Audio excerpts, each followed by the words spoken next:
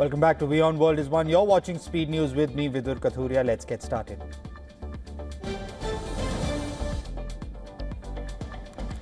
Khaleda Zia, Bangladesh's first female Prime Minister, has died at the age of 80 following a long illness. She was under treatment for the past 36 days since being admitted on the 23rd of November. Her death comes just days after her son Tariq Rahman returned to Bangladesh from London, ending 17 years of self-imposed exile as the country heads towards crucial elections in February. Khaleda Zia was Prime Minister of Bangladesh from 1991 to 1996 and returned to office from 2001 to 2006. She was the country's first woman Prime Minister. She is the widow of Zia-ur Rahman, the former President of Bangladesh and an army commander.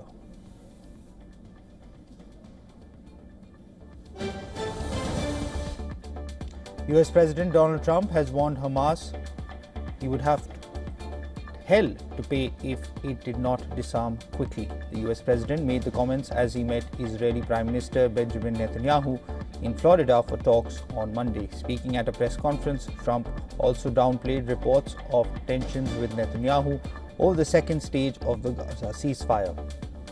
He said that Israel has lived up to its commitments and that the onus was now on Hamas. The group's armed wing had reiterated earlier on Monday that it would not surrender its weapons. Trump and Netanyahu's talks also focused on other regional points, including Hezbollah in Lebanon and Syria. Trump said he and Netanyahu had an understanding regarding Syria, while exuding hope that Israeli and Syrian leaders would get along.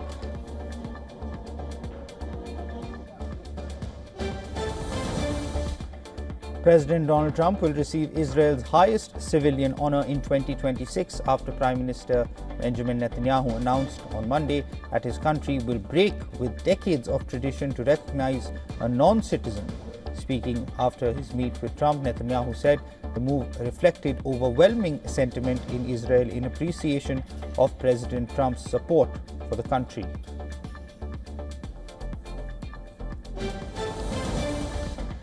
Saudi state news agency reported that Saudi-led coalition in Yemen said it has called on civilians in the Yemeni port of Mukalla in Hadramaut province to evacuate until further notice ahead of a military operation. The coalition said on Saturday it would counter any military moves by the separatist STC group in Hadramaut to protect civilians.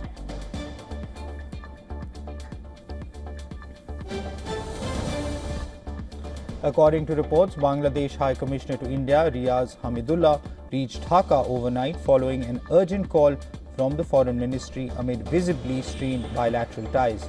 Reports suggest strained bilateral ties prompted the Foreign Ministry's call.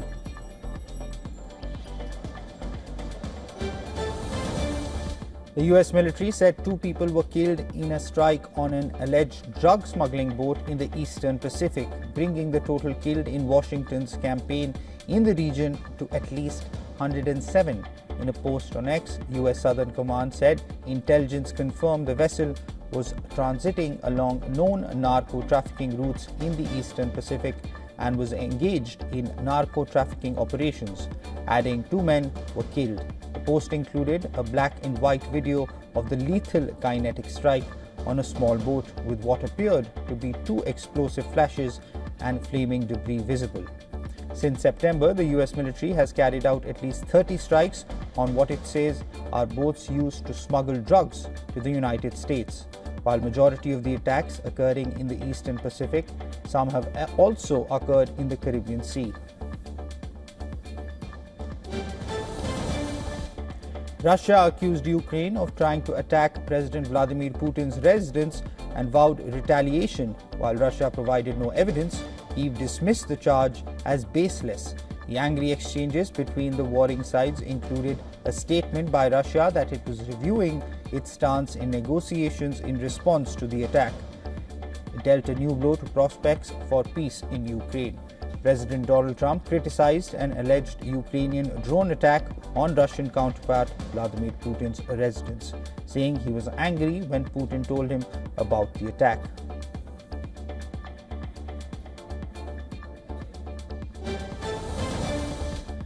China launched its most extensive war games around Taiwan on Monday to showcase Beijing's ability to cut off the island from outside support in a conflict. Taiwan said it had detected 130 Chinese military aircraft near the island in a 24-hour period, as China began a second day of live-fire drills. This as President Donald Trump downplayed the threat behind the drills. The Eastern Theater Command said it had deployed troops, warships, fighter jets, and artillery for its Justice Mission 2025 exercises to encircle Taiwan, conduct live fire and simulated strikes on land and sea targets, and drills to blockade Taiwan's main ports.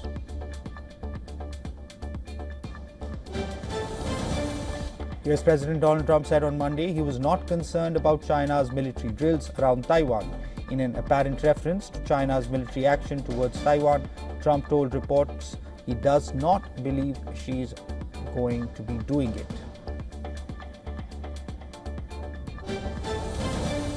Taiwan Civil Aviation Administration said flight operations were affected by the live-fire drills that China launched around Taiwan. The Civil Aviation Administration said the military drills by China would snarl travel for more than 100,000 passengers.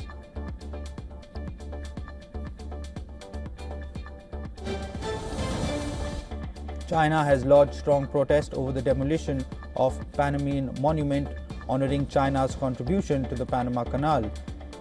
The monument was reportedly torn down over the weekend by order of local authorities who said it had structural damage that posed a risk. The Chinese Foreign Ministry spokesperson has urged Panama side to thoroughly investigate the matter, correct the wrong acts of the relevant local government, and eliminate the adverse effects in a timely manner. Highlighting the significance of the monument, the Chinese Foreign Ministry spokesperson said the monument stood as a witness and memorial to the time-honored friendship between China and Panama.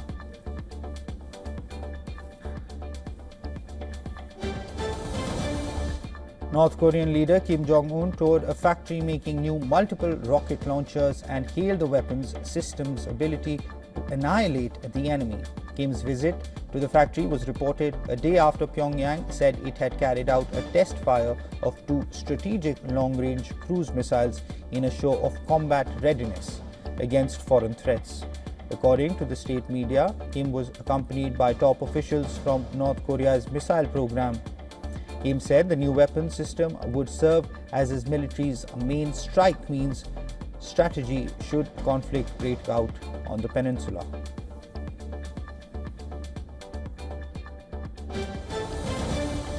Forensic investigators arrived at the site of a deadly train derailment in southern Mexico under heavy military guard. This as part of a full-scale investigation into the disaster that killed at least 13 people and injured dozens more. The train was transporting 9 crew members and 241 passengers when it derailed. Of those on board, 98 were injured, including 36 requiring medical assistance and 5 in critical condition. Mexico's Attorney General's office has opened an investigation into the incident.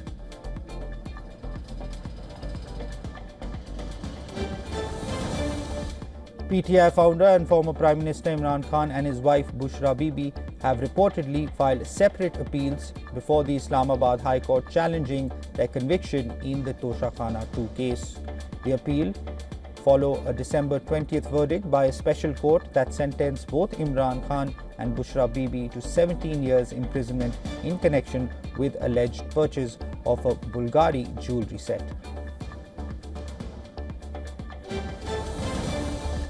The United States said it had approved a $1.8 billion sale of a patrol aircraft to Denmark despite renewed tension after an envoy of President Donald Trump called again for seizing Greenland. The Staff Department said it approved a request from Denmark to buy the P-8A patrol and reconnaissance system from Boeing, which will include up to 3 aircraft.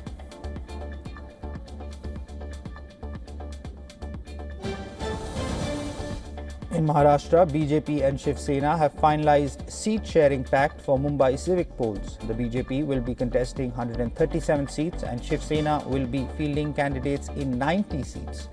Ajit Pawar-led NCP has decided to go solo. This comes following hectic parleys a day before the deadline for filing nomination papers that closes on December 30th.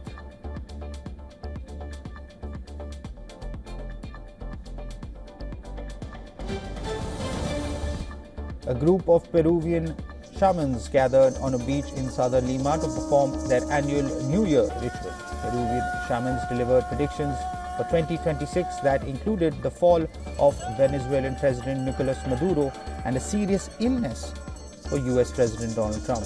Dressed in colorful traditional attire, a dozen shamans and healers assembled at the beach to conduct rituals at the water's edge. They constructed an altar adorned with photographs of world leaders including Trump, Maduro, Vladimir Putin, Xi Jinping and Volodymyr Zelensky, surrounded by flowers, coca leaves, skulls and burning incense.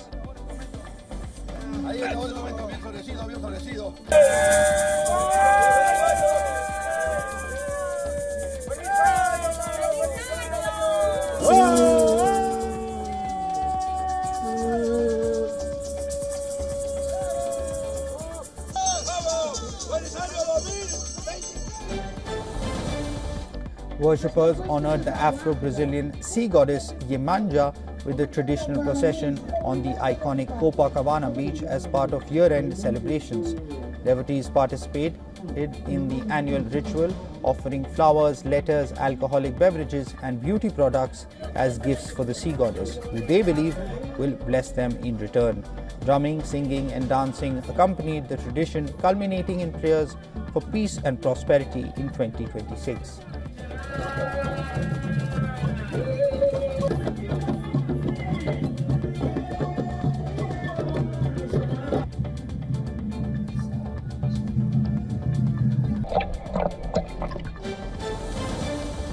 Delhi woke up to another day of toxic haze lingering in the air as air quality remained severe in multiple regions across the capital. Official data shows that Delhi recorded an average air quality index of 349 in December, which is its highest since 2018. This alarming figure comes even as the share of stubble burning in 2.5 pollution declined significantly, intensifying concerns over the other dominant sources driving the city's worsening air quality.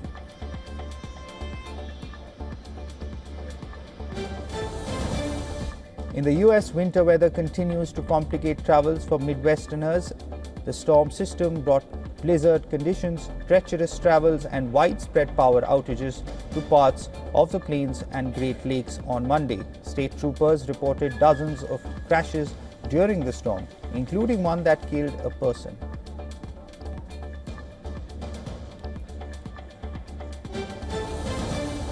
Torrential rains flooded Spain's southern and eastern provinces over the weekend, leaving 3 dead people.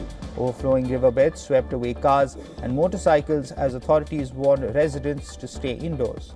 In Valencia, where deadly floods in October last year killed over 220 people and caused billions of euros in damage, authorities issued red alert warnings to people's phones on Sunday evening, urging them to stay indoors and on high ground.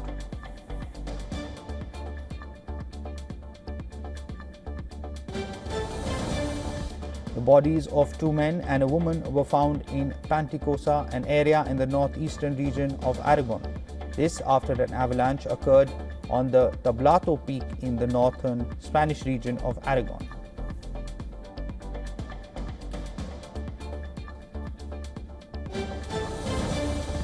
Ukraine's military released drone footage showing the eastern city of Pokrovsk blanketed in snow as fighting continued in the area. Reuters confirmed the location as Pokrovsk by the buildings, railway line and road layout which matched satellite imagery of the area. The Ukrainian General Staff said Russian forces launched 28 attacks in the Pokrovsk sector and that battles were ongoing. SoftBank Group has announced that it will acquire digital infrastructure investor DigitalBridge in a deal valued at around $4 billion as it deepens its push into artificial intelligence. The offer values DigitalBridge at $16 per share, a 15% premium over its last close, with the deal expected to close in the second half of 2026.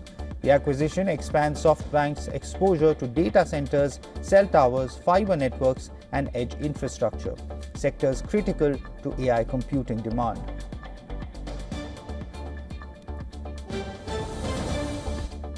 Google Photos will soon be available on Samsung smart TVs, ending the need for casting or workarounds to view photos and videos on the big screen. Samsung says the app will launch in 2026 with an initial version featuring curated photos and videos through the Memories feature, which will be exclusive to Samsung TVs for 6 months.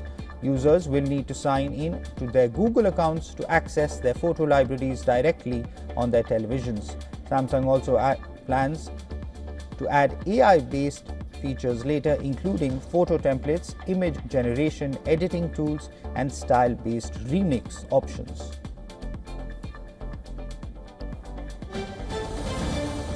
OpenAI is rolling out an update to ChatGPT on mobile that allows paid users to select how much thinking time the AI uses for responses. Until now, mobile users could only access standard thinking, which uses less compute and limits deep reasoning.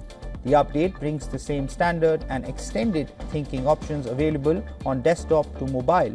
Extended thinking allows the model to process complex queries for longer and deliver more detailed answers, but the feature is available only to ChatGPT Plus subscribers. Asia-Pacific markets mostly declined on Tuesday following a continued tech sell-off in the US driven by fears of an AI bubble. Japan's Nikkei 225 fell 0.18%, while SoftBank's shares dropped over 2% after announcing a $4 billion deal to acquire Digital Bridge for its AI strategy. South Korea's Kospi gained 0.1%, but the Kosdaq slipped in China. The CSI 300 dropped 0.42% and Taiwan's market fell 0.66%, impacted by concerns over China's military drills near Taiwan. Investors are closely watching the developments around these tensions. Australia's ASX 200 was flat after earlier gains.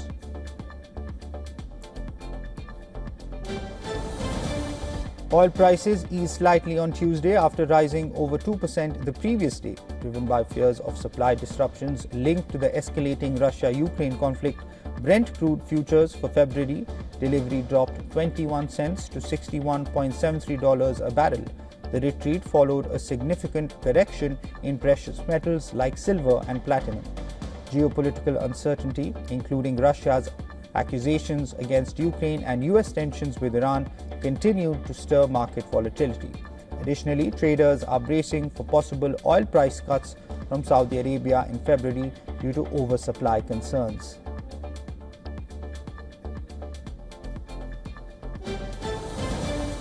Silver prices stabilized on Tuesday after suffering their biggest one-day drop in more than 5 years, as investors booked profits following a strong year-end rally.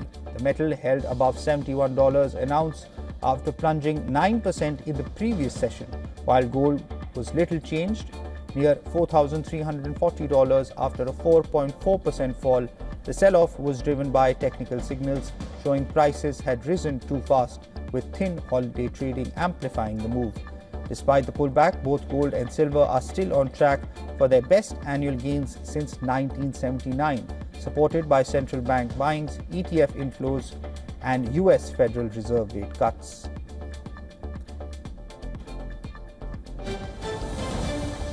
The US dollar held steady on Tuesday ahead of the Federal Reserve's release of its December minutes, which are expected to show internal divisions on future policy.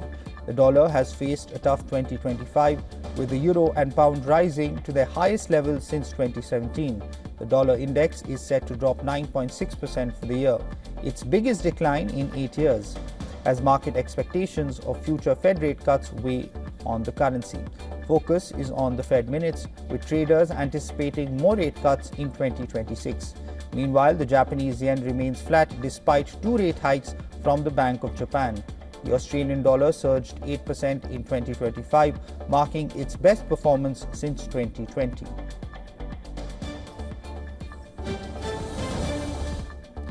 British heavyweight boxer Anthony Joshua has been injured in a car crash in Nigeria that killed 2 of his close friends and team members. Officials say Joshua was travelling with 4 others when their vehicle collided with a stationary truck on a major road near Lagos. Joshua is stable and conscious and did not require emergency medical treatment, while 2 of the other passengers were unharmed. Police have launched an investigation into the cause of the accident. Egypt rested all their key players but still kept their unbeaten run at the Africa Cup of Nations. The 7-time champions drew 0-0 with Angola to finish their Group B campaign on 7 points. Egypt had already confirmed top spot in the group before kickoff. This allowed them the luxury of making 11 changes from their 1-0 win over South Africa. Liverpool forward Mohamed Salah and Manchester City's Umar Marmoush were all given a day off. Angola finished third in the group but must wait to see whether they could advance to the last 16 as one of the best 4 third-placed teams.